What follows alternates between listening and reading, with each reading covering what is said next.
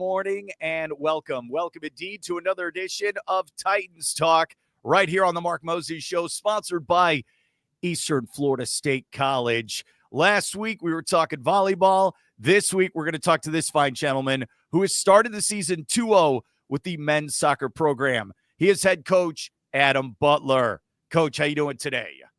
Good. Thank you for having me. How are you? I am doing just fine. We were talking before we came on the air where you guys are starting red hot. You won last weekend 4-1. You've scored 9 goals in 2 matches. We'll start here. How excited are you with this start where you guys are scoring like crazy? We've scored some goals last couple of weeks. Couple of players that kind of goals coming from different avenues. And if we can stop conceding some, we might be in a good place. Look, it's early in the season, and I know it's a long season. Do you kind of look at like, all right, it's just 2 matches. We got to figure some things out. Like, don't get ahead of yourself. How do you try to approach it? Yeah. We've had a lot of meetings and hard talks about being successful. I actually feel like we've kind of won some games at the beginning, but I don't really feel like we've played very well, to be honest. Okay. In front of your players who are probably going to be watching this, what can you guys improve on, especially coming up this weekend when you're going to have all these games going on? Yeah, definitely defensively. We've conceded way too much, and we've talked a lot about effort. That seems to be we have talent, but talent without effort is not a recipe for success. Since it's so early, let's go back to fall camp when you guys are getting ready for the new season. What did you want to work on when you got the players back on campus and you had them for a couple weeks to get ready for this season? Yeah, I think, to be honest, there's been limited amount of periods where we've had them together to actually work consecutive days through injuries, illness, people arriving late due to random circumstances. So our group is a talented one, and if we can ever get them on the field, then a consistent kind of run of practices and games together, they've got loads of potential. You make it sound like if you go like a coaching for dummies, there's no chapter of this guy is out with illness, there's an injury. Is that one of the harder parts of coaching, trying to juggle this all? Yeah, I feel like you can be too organized. If you have too much of a plan, it's not, especially we kind of describe it as the junior college world. If you're too organized, it generally seems to hurt you, and you kind of have to make a lot of decisions on the fly, and adapt and change. Like we've got a lot of kids sick this week, so we've probably had the lowest amount of players at practice we've maybe ever had. So we're having to be like, oh, he's healthy, we can work with him today, that kind of thing. We're here with head soccer coach Adam Butler at Eastern Florida State College. We were talking before we came on about the schedule coming up this weekend. Today is Thursday if you're watching this. All right, how many matches do you have over the next 72 hours? Yeah, we play Friday at home, 1 p.m. Against Enterprise coming from Alabama. And that all of our games at home are free. So that's a big one. And then we go down to Daytona and we meet Illinois Central over in Daytona at 1 p.m. And that's a top 10 matchup. So we're currently number 3 in the country at the moment, and I think they're number 8. So it should be a really good game. There's a saying here, one game at a time, coach. How do you try to approach it with you and your coaching staff where you have to play back-to-back games there in a 48-hour period? I think it's kind of great preparation for where we want to be, which is the national tournament. And at the national tournament, and unless you're one of the lucky ones, you pretty much got to play back-to-back.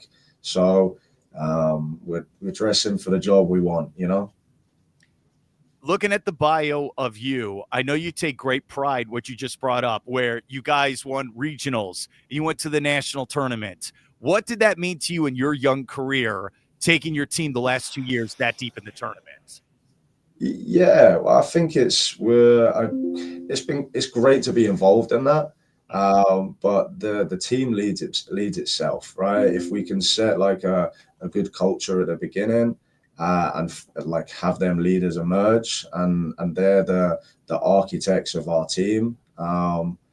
And when they're good, it's a fantastic ride. And then when they're great, they change not just their lives, but nearly everybody involved in that team. And not only have we had, success kind of on the field, but these guys have gone on to some fantastic programs. They're going to get degrees. Some of them are going to leave with master's degrees, and it's through them working hard at Eastern Florida on our soccer field.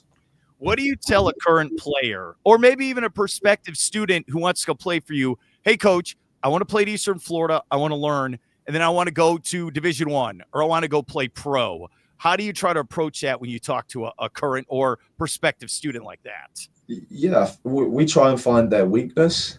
And if we can eliminate the weakness or turn the weakness into a positive, then they generally, kind of find success. We were lucky enough to be in Dallas last weekend, and we watched one of our former athletes here play for SMU. And he scored, was man of the match, and we were listening to his ESPN interview. Awesome. And they were talking about how good he was at defending and pressing the ball as a forward, and asking him them questions. And me and my assistant coach, Coach Moreno, were laughing, and we were talking about how bad he was at pressing when he first arrived at Eastern Florida. So we were like, do you remember the first couple of weeks when we had him here, and kind of the progress? And now he's getting compliments of how that's a major strength to his game. Did you shoot him the text? Like, were you proud of what'd you do, coach? Yeah. He came up and took pictures with all of our boys, and kind of, it was like he never left, really. He came and gave everyone a big hug, and he's got a great path ahead of him. All right. Who are you talking about? Just to make sure we know who you're speaking of. Mukisa Emmanuel. Okay. That is an awesome story. All right. So on top of that, as we're here with Coach Butler for Eastern Florida men's soccer here on Titans Talk. All right. When you talk to a high school student and you're trying to recruit and get that next generation of Titans players, what are you looking for in a student athlete to come play for you? Somebody that like has big dreams, and like a destination they want to get there, that they want to get to, and then see how we can help mold their path.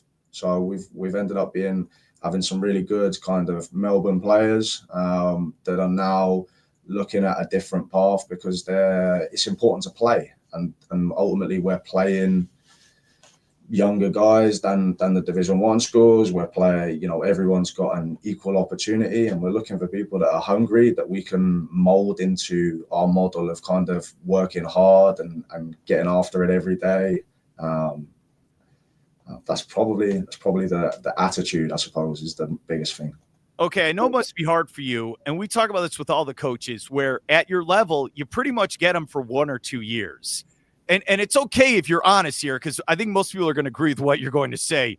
How hard is it where it's like, all right, I got a great player. Oh, no, now they have to leave. Now, is it this endless recruiting cycle to try to be a coach here? Yeah, that's definitely one of the hardest things, is the revolving door. We always describe Eastern Florida as a stepping stone. It's a step in the direction, sometimes a trampoline where we can really, they can miss step after that because they're really successful here. So yeah, it is hard in terms of having to reset the culture every year. And I would say that first month and, maybe 2 is always the hardest period, because it's such an adjustment phase. Also, since we live by the beach, I tell this to people. They're like, Mark, you live in sunshine. You live in Florida. Yeah, that's great and all. I still have to work for a living. I have to, put my big boy pants on, go to work every day. Is that where you tell students, hey, this is here to play, go to school, maybe have a little fun, but also play soccer? Is that how you try to approach it? Yes, and we practice at noon every day. So we're right in right in the heat. We're dealing with the adversity, is what most people would kind of describe that as. But we look at it as an advantage. If we can deal with that, and we deal with adversity every day, it's not a problem for us. How important is communication on the pitch with teammates to make sure they're all on the same page and doing the same game plan? Yeah, it's incredibly important. It sounds like you know what you're talking about there, and I might have to have you come to practice because that was one of our key moments yesterday. What happened? No one was doing their thing? I mean, did you blow the whistle? What'd you do, coach? Yeah, well, the whistle went a lot yesterday, but we're going through that where the leaders are emerging, and some people are still learning English. You know, some people are still finding some self-confidence. So it's a project, right? We're still in that first 2 months where a lot of new faces, and kind of people learning their role within the team. Well, I know you're from across the pond, okay? I know you're not originally from Cincinnati. I could tell right away. Well, here's my thing. When I go to Europe, people ask me, Mark, how do you go to these countries where they don't speak English? And my thing is, use your hands. I want that. Like if there's some pastry, I point at it. Then I get my card out. Do you do that with your players? Okay. Hey, get me the ball. Should they do that with their fingers? Yeah, sometimes we try and say that we have the verbal cues and the non-verbal cues, and some people that really struggle with speaking can find the ball really easily because they're good and it's not needed to kind of speak. We've had some really good leaders here who don't really say anything, but they lead by example. So I think that's one way that, you know, the sport that we're involved in, it doesn't matter if you can speak or you're loud or you're quiet. If you're good, you're good, and you can kind of make it happen and drag people along with you. But on top of that, it can't just be one single person. It's got to be everyone working together. I know, look, we don't all have Lionel Messi on our team. Do we need 11 guys out there to work together? Yeah, we need more, to be honest. If we can sneak a few extras on, then that's a bonus. But no, I try and even describe the guys on the bench are just as important. You know, whether it's being ready to step on for an injury, being ready to impact a tactical change, or, you know, sometimes I find myself having a water bottle ready for the guy coming off so that we can get more out of him. Okay. Have you set goals for your team and yourself this year? Or how do you try to approach it as a guy that went deep in the playoffs last year? Yeah, we've always got, you know, long-term goals, then middle and short, and I think objectives that we want to hit like every day.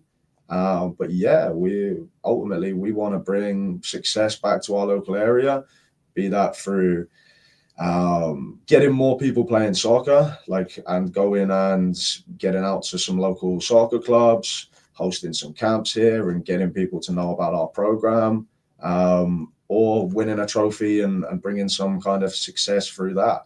And a win for me is people graduating and staying, getting a 4-year scholarship and then coming back to us and saying, I've now got this job, or I now do this. I had a great experience. My younger brother would love to come to Eastern.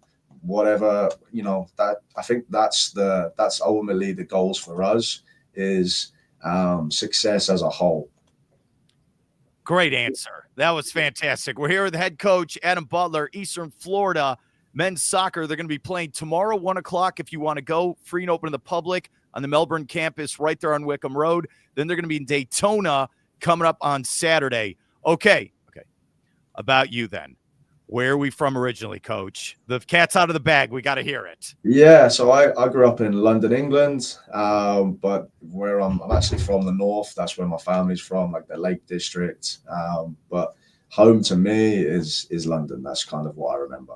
Do you ever drive around Melbourne going, wow, I can't believe I'm here? Like, do you ever have, because I still have those moments. How about you, Coach? Yeah, I love looking at the palm trees down the side of the highways.